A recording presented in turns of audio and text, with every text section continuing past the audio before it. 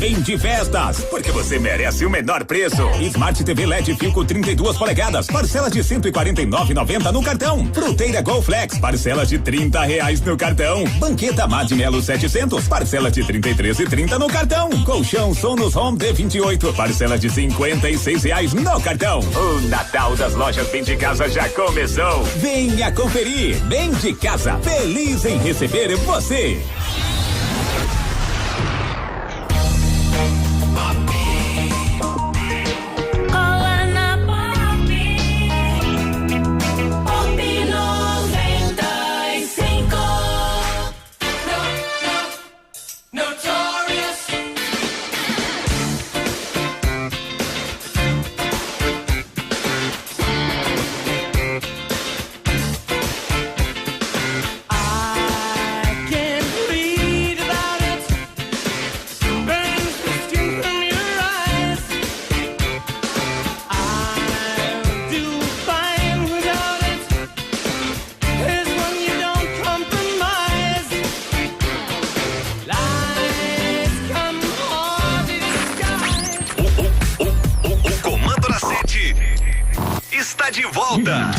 Muito bem, o programa Comando da Sete, eu havia anunciado aqui a presença do doutor Custódio Antônio Guécio.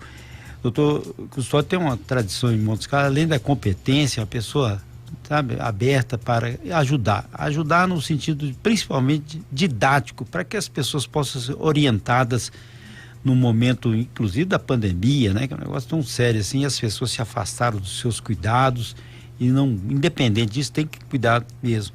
E além do mais, que trabalha numa área que muitas vezes as pessoas acham que não precisa, supera ali com qualquer remédio, um chazinho, e talvez não seja tão assim, né, simples, e precisa de um exame mais profundo.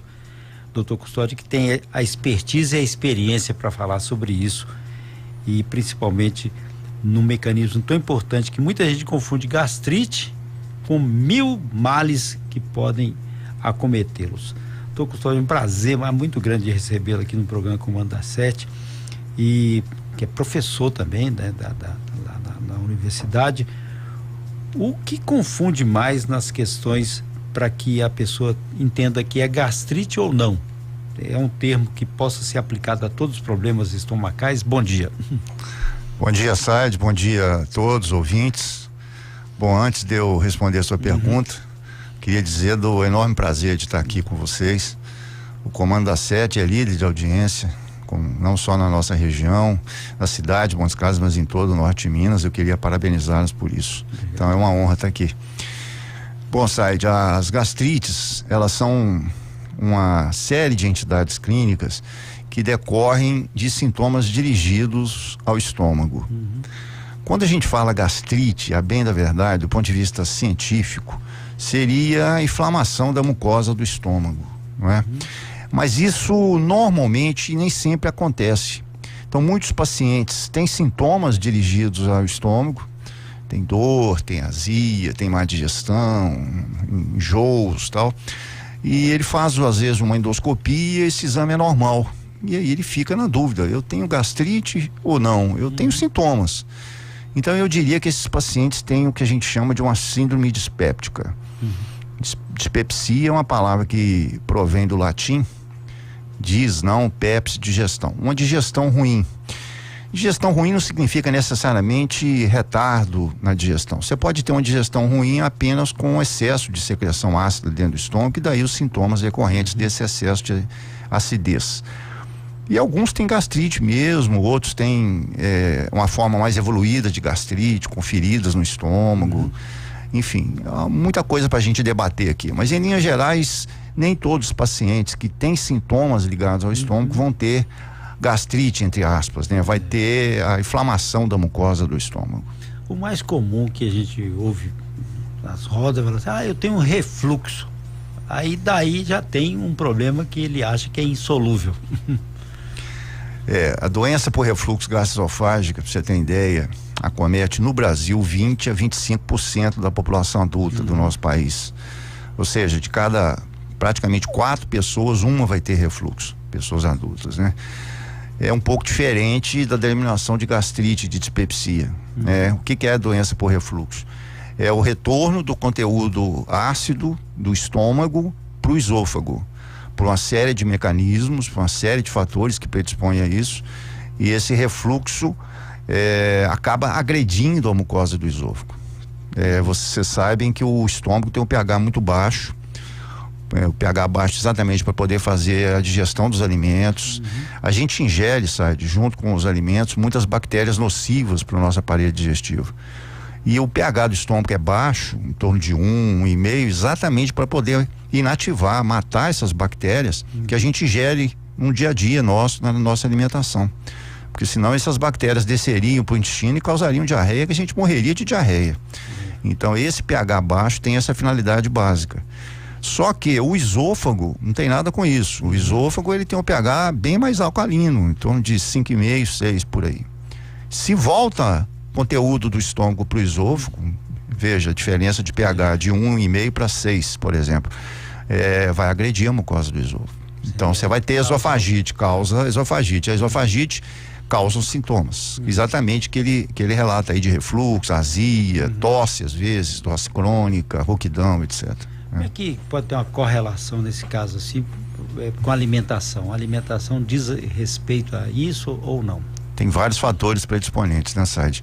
A alimentação é muito importante, sim. Tanto é que quando a gente se propõe a tratar a doença por refluxo, obrigatoriamente o paciente tem que ser enquadrado numa dieta específica para tratar a doença por refluxo. A gente sabe que existem maneiras corretas e incorretas de se alimentar, né? E existem alimentos que são sabidamente refluidores, que predispõem ao refluxo.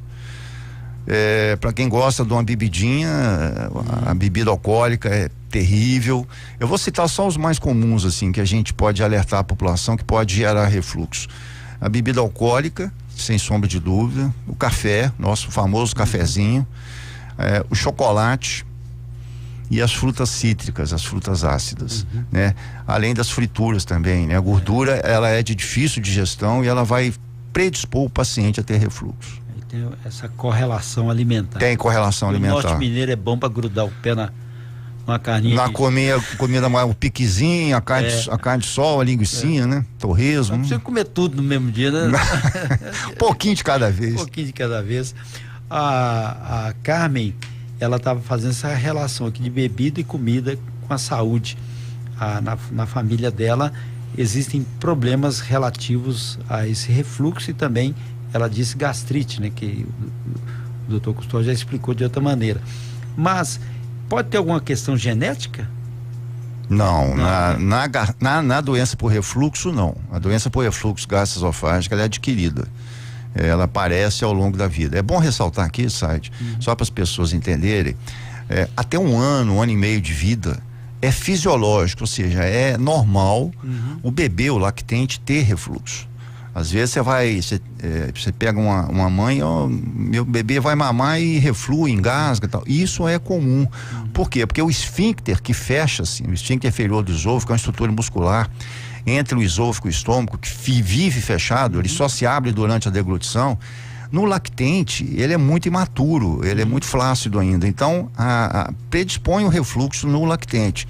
Então, às vezes, as mães chegam pra gente questionando que o bebê está refluindo, está engasgando quando mama, etc. Isso até um ano e meio a gente considera fisiológico. A partir daí, não.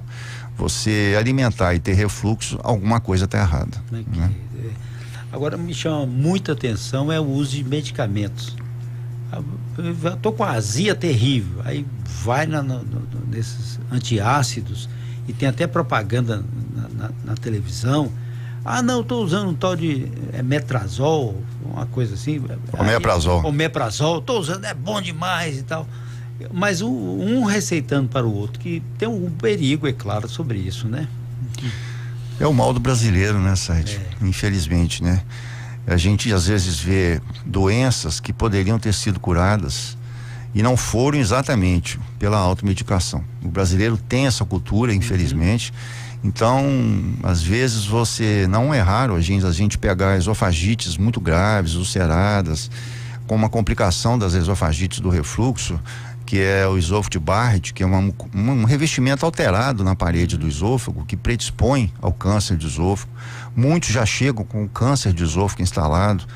E sem falar no estômago, né? O paciente tem uma queixa, por exemplo, tem uma azia, tem uma dor no estômago, tem uma digestão lenta, e ele fica ali se automedicando, ou com remédios caseiros, ou com remédios de farmácia que não tem nenhuma eficácia comprovada para tratar determinadas coisas, alivia parcialmente os sintomas e a doença vai evoluindo. Vira e mexe, infelizmente, a gente tem visto isso na prática clínica, pacientes mais jovens com câncer de estômago. Exatamente, e muitas vezes inoperável, muitas vezes em fase avançada, exatamente pela automedicação.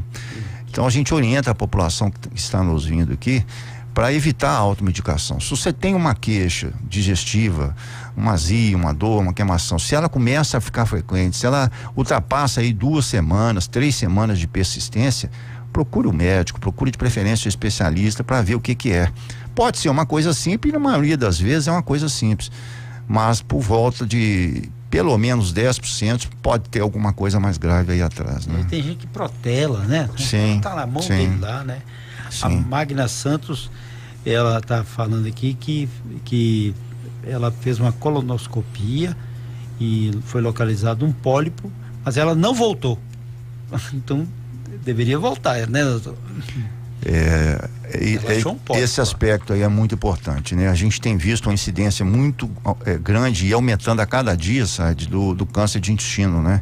Inclusive a partir do ano que vem vai se instituir o mês Março Azul, que é exatamente para servir de alerta para as pessoas tomarem realmente cuidado, fazerem a prevenção para o câncer de intestino.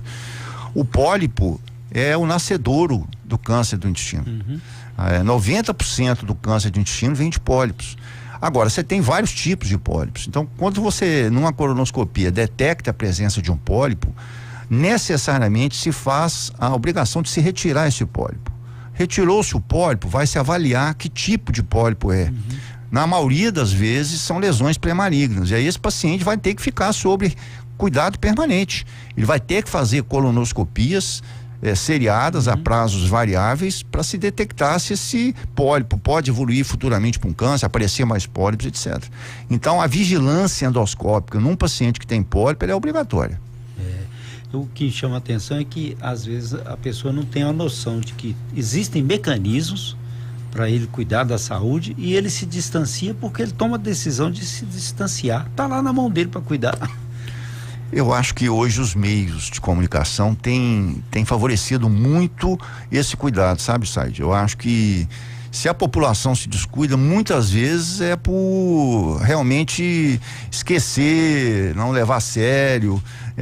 Nós temos hoje uma divulgação muito grande dos exames endoscópicos, seja endoscopia alta, seja colonoscopia, no sentido de fazer prevenção. Hoje a medicina caminha muito para prevenção, muito mais para prevenção do que o tratamento curativo, né?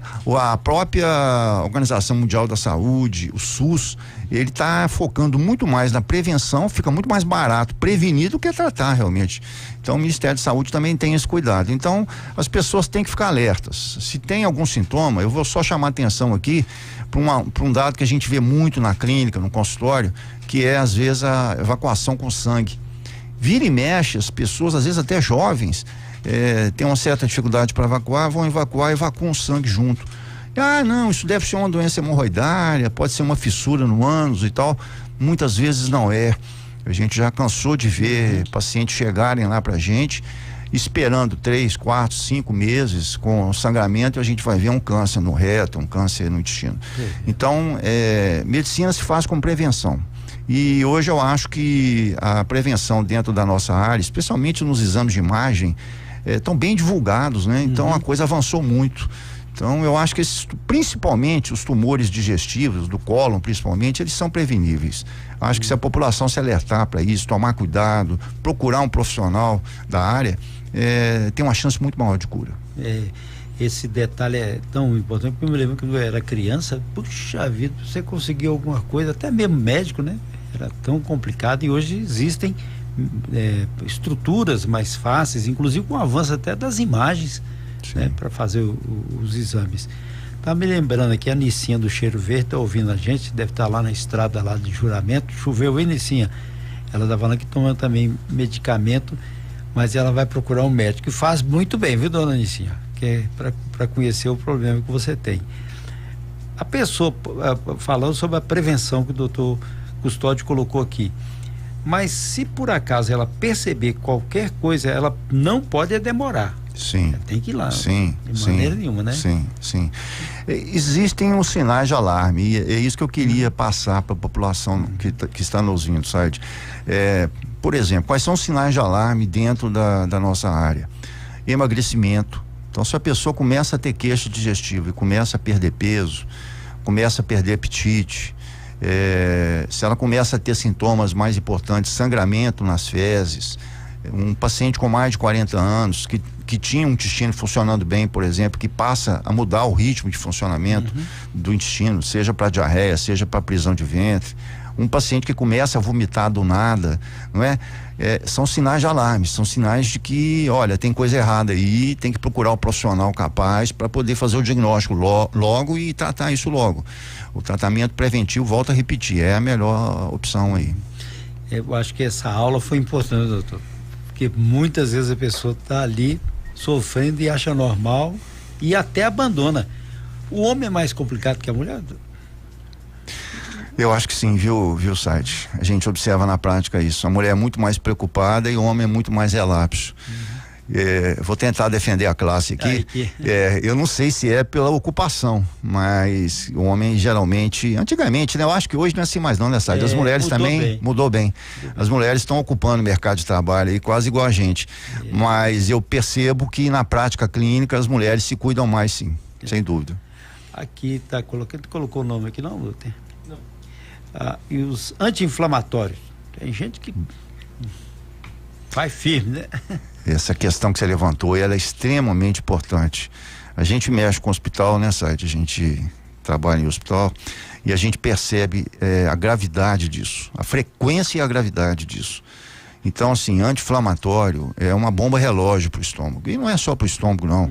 Parte cardiocirculatória, fígado, rim, principalmente.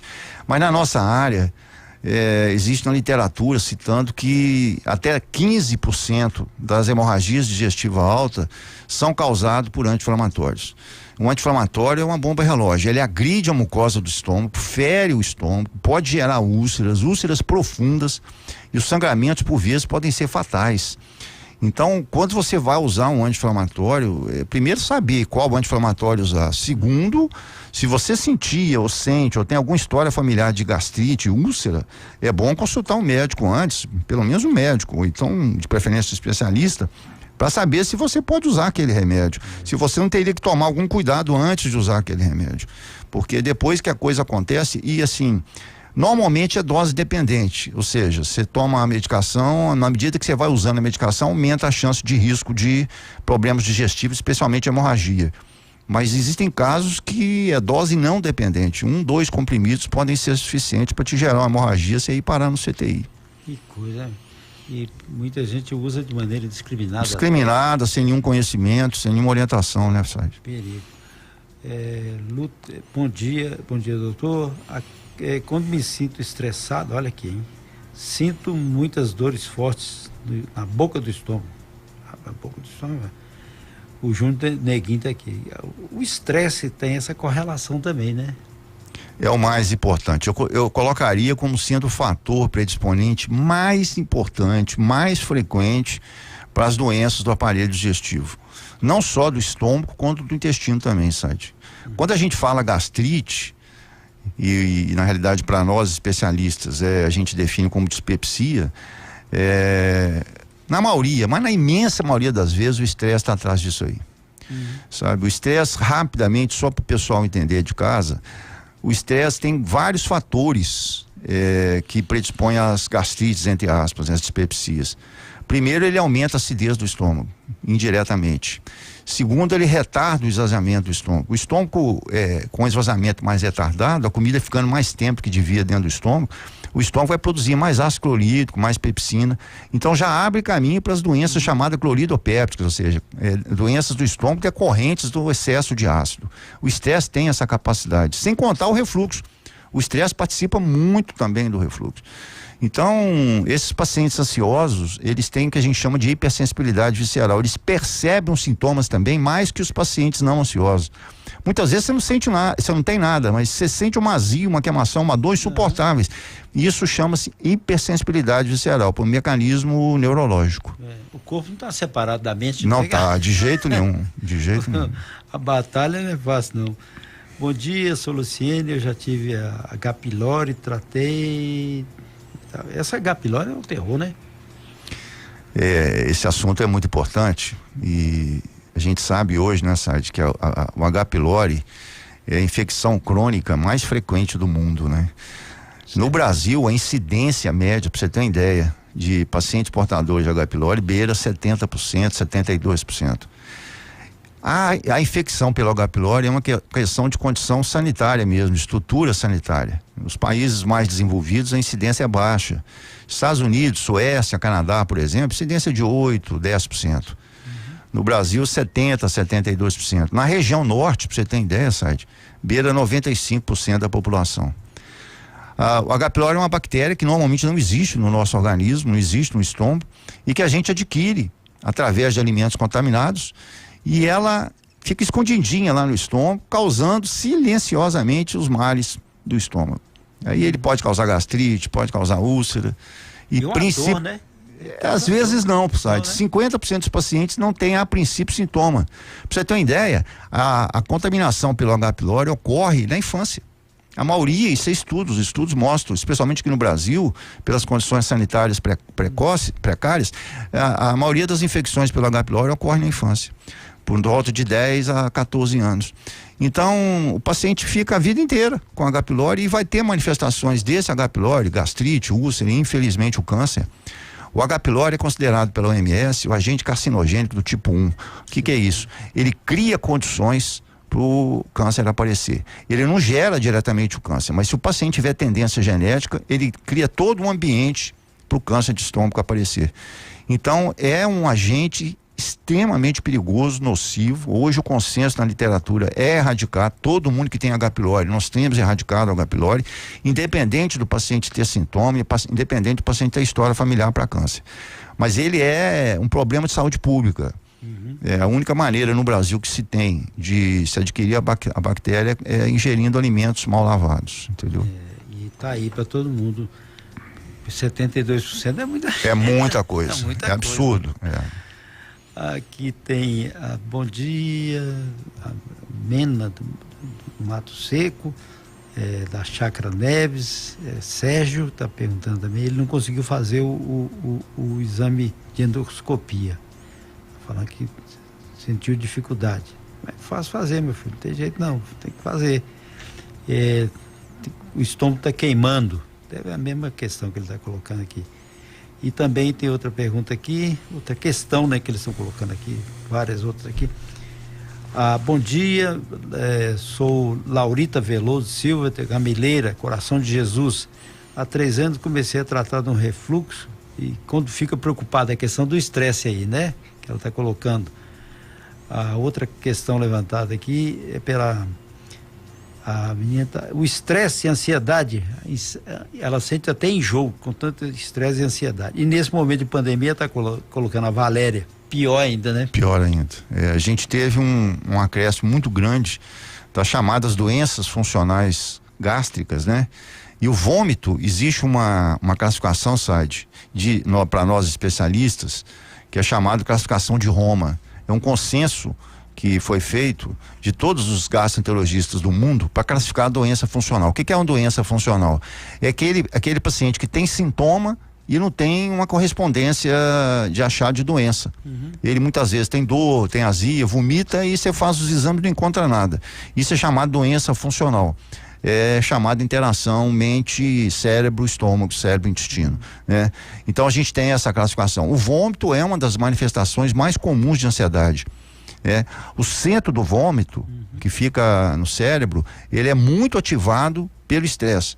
O que é o estresse? Rapidamente, o estresse é como se a gente estimulasse permanentemente o nosso sistema de alarme, como se o nosso organismo se preparasse para uma guerra.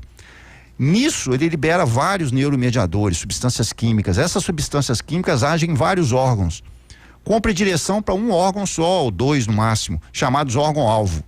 A partir daí, esses neuromediadores mudam a dinâmica de funcionamento desses órgãos.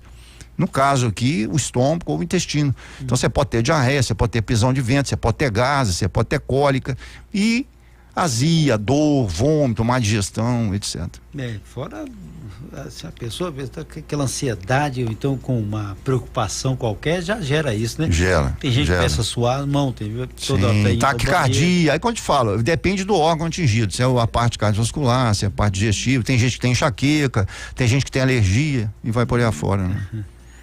Aí tem um aqui que tomava medicamento, o Lindomar, e tomou esses medicamentos, o omeprazol e tal, e resolveu desmamar o meu corpo desse medicamento. Eu não consegui ficar um dia sem tomá-los. Ué, precisa desmamar ou tem um período para poder... É outra questão importante. Para a população em geral que está nos ouvindo, gente, omeprazol é como se fosse uma novalgina para dor de cabeça. Alivia momentaneamente o sintoma gástrico, mas não resolve nada. O omeprazol hoje, usado cronicamente, a gente tem visto uma série de malefícios, viu, Sá? De alertar a população para isso. O câncer de estômago pode ser uma das consequências do uso crônico do omeprazol.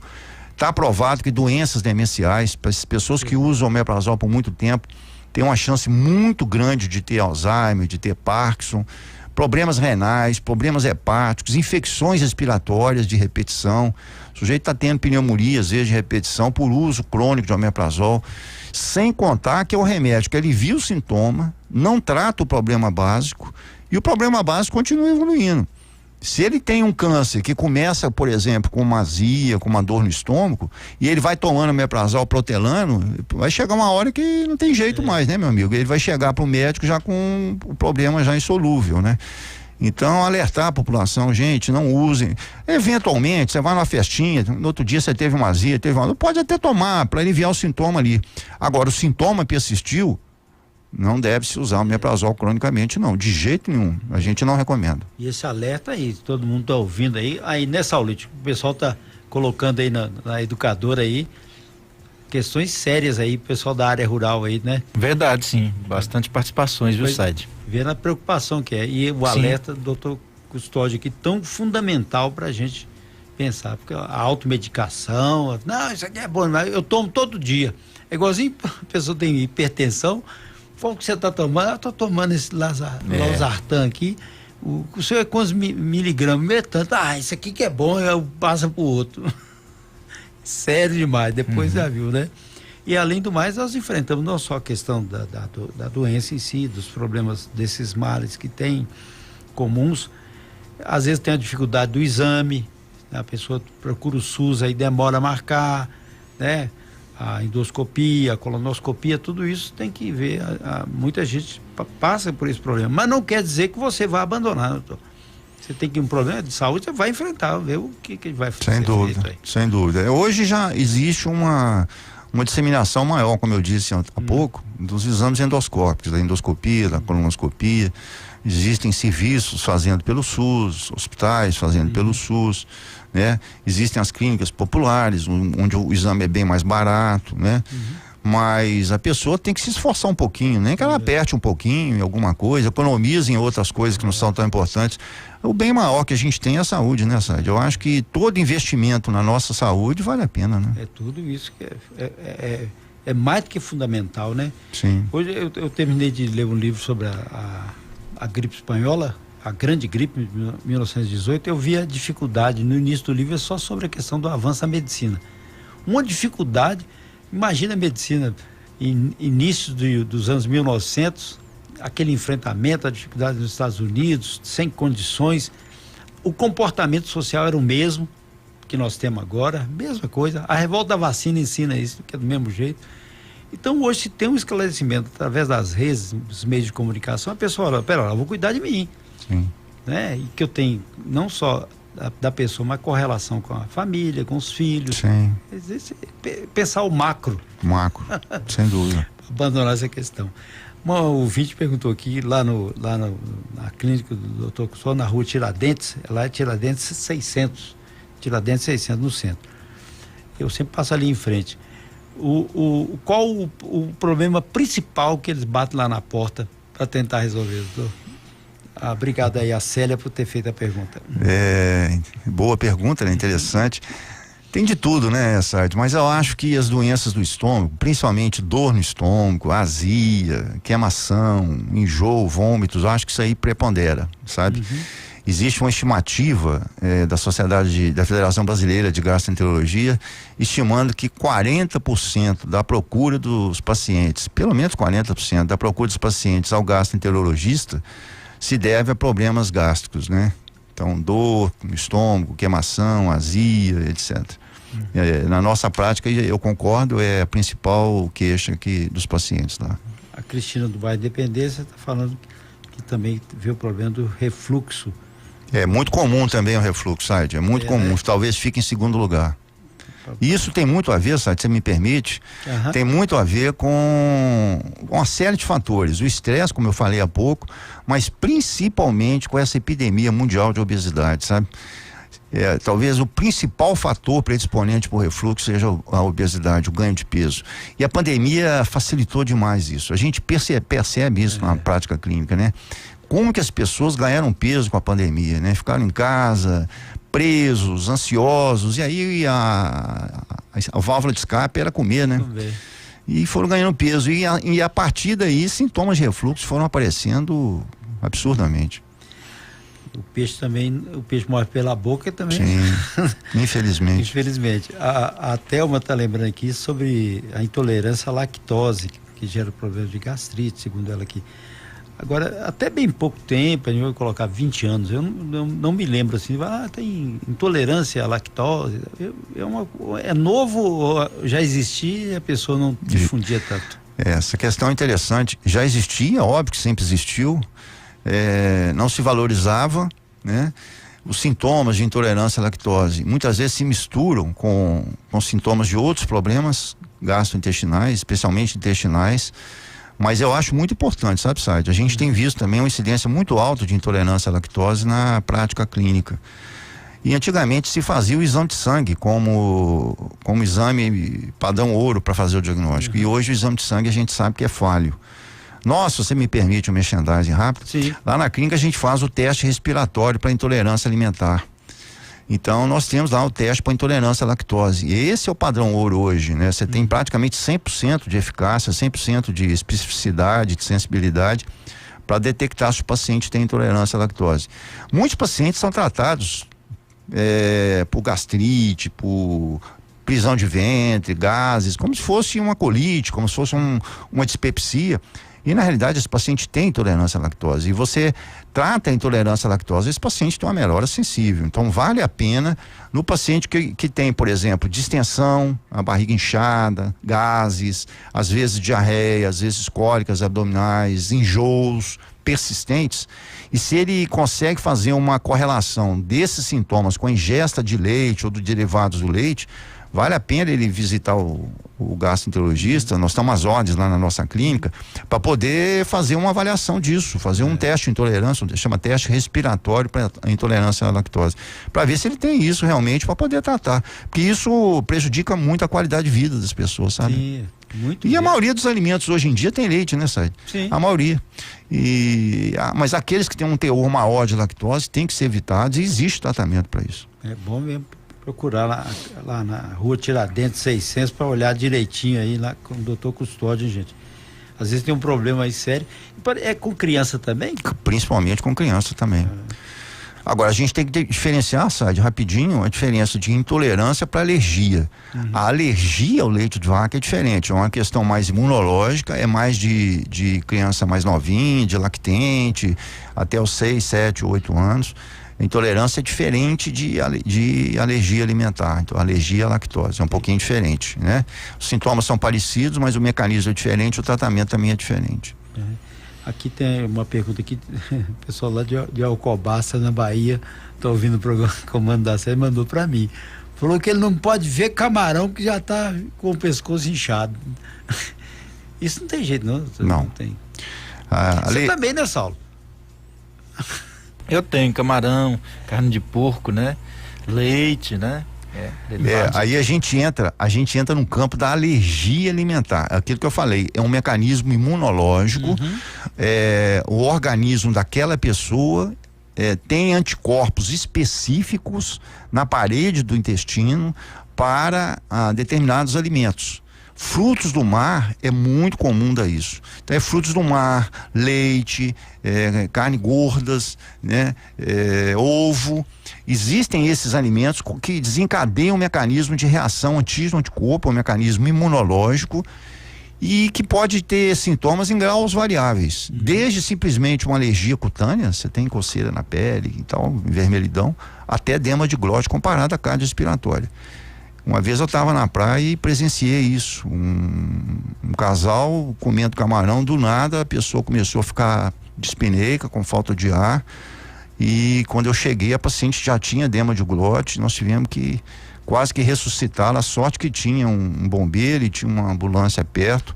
A gente conseguiu salvar essa pessoa levando para o hospital, mas é muito rápido, é muito agudo, a pessoa tem que ficar esperta. Então, eu aconselho assim, quem tem alergia a determinado alimento, infelizmente, alergia que eu falo não é sintomas assim de náusea, enjoo, não. É alergia, é falta de ar, erupções cutâneas importantes, né? Não use porque a coisa pode ser grave.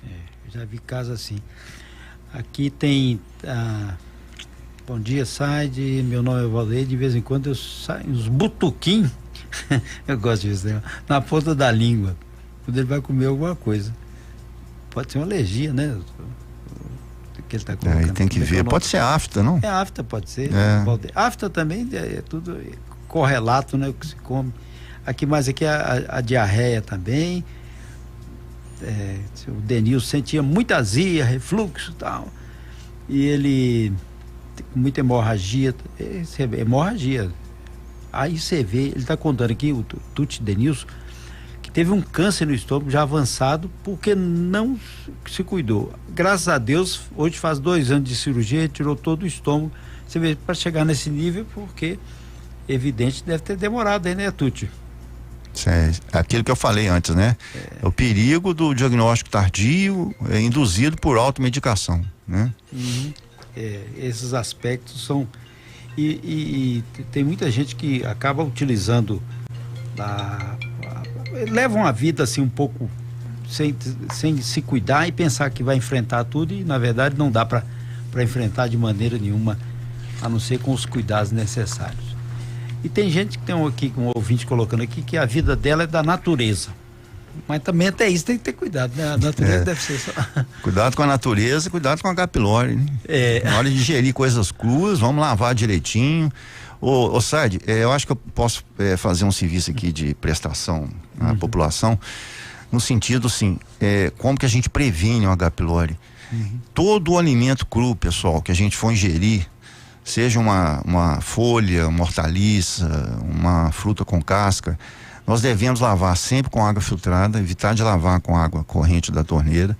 Depois, imergirmos esse alimento cru num recipiente com água filtrada, colocarmos 1 ou 2 colheres de água sanitária, que é o hipoclorito, deixarmos ali por 1 hora, pelo menos, depois lavarmos de novo com água filtrada, e aí a gente pode ingerir com segurança. Você vai comer uma fruta, uma pera, uma maçã, uma goiaba, sei lá, uma folha, uma hortaliça, um tomate, uma coisa, sempre fazer isso. Assim você se protege da possível infecção pelo H. pylori, que é um dos grandes males hoje da nossa área, que é o H. pylori. Eu considero o H. pylori um inimigo público número 1 do gastroenterologista. E não tem retrato dele não, tem? Tem, ele é feio pra burro. Então, sei lá, cuidado, muito bom. Gustavo, muito obrigado por ter vindo aqui no programa Comando da Sete. Passou rapidinho, mas tem muita pergunta aqui, mas não tem como a gente cumprir essa situação de atendimento a todos por causa do tempo, mas agradeço demais a sua presença, viu? Eu que agradeço, Saide, foi um prazer estar aqui com você e estou sempre às ordens, sempre que precisar nós estamos às ordens, tá bom? Muito obrigado. O Comando da Sete volta daqui. Pop 95. Assista o Comando da Sete no YouTube e Facebook. Pop 95 Educadora.